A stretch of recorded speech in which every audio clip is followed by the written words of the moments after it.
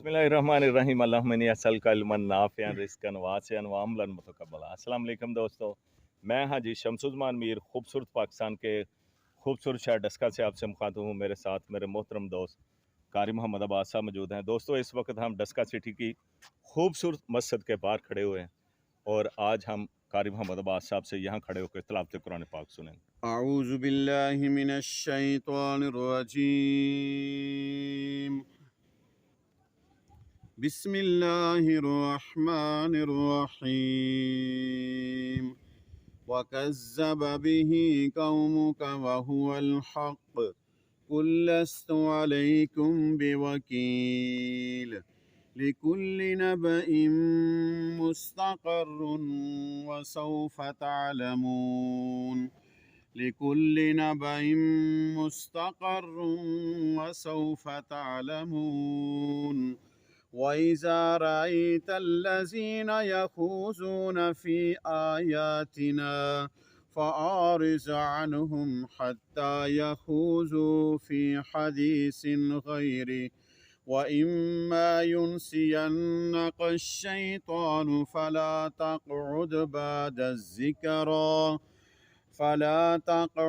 बाद الذكرى مع القوم الظالمين وما على الذين يتقون من حسابهم من شيء ولكن ذكرى لعلهم يتقون وذر الذين اتخذوا دينهم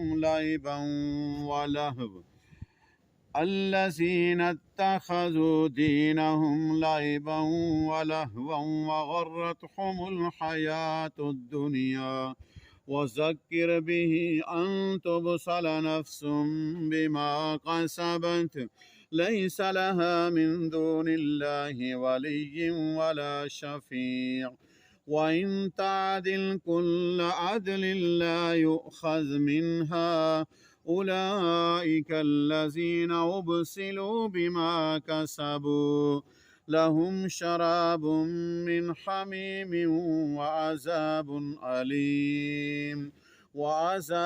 أليم بما كانوا يكفرون صدق الله العظيم।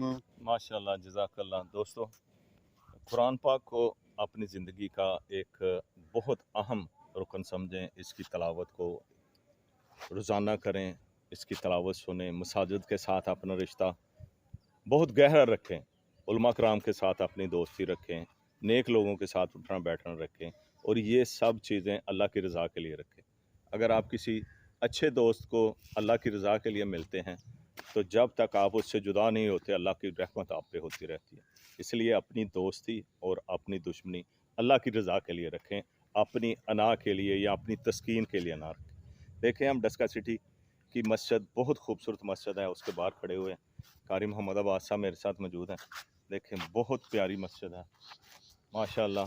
अगर आप डस्का सिटी में आएँ तो आप देखें कि यहाँ इस टाउन के जो ऑनर हैं, उन्होंने बहुत खूबसूरत मस्जिद बनाई है। अल्लाह पाक उनको इस मस्जिद बनाने का अजर, जितनी देर दुनिया है उतनी देर उनको अजर ये मिलता रहे।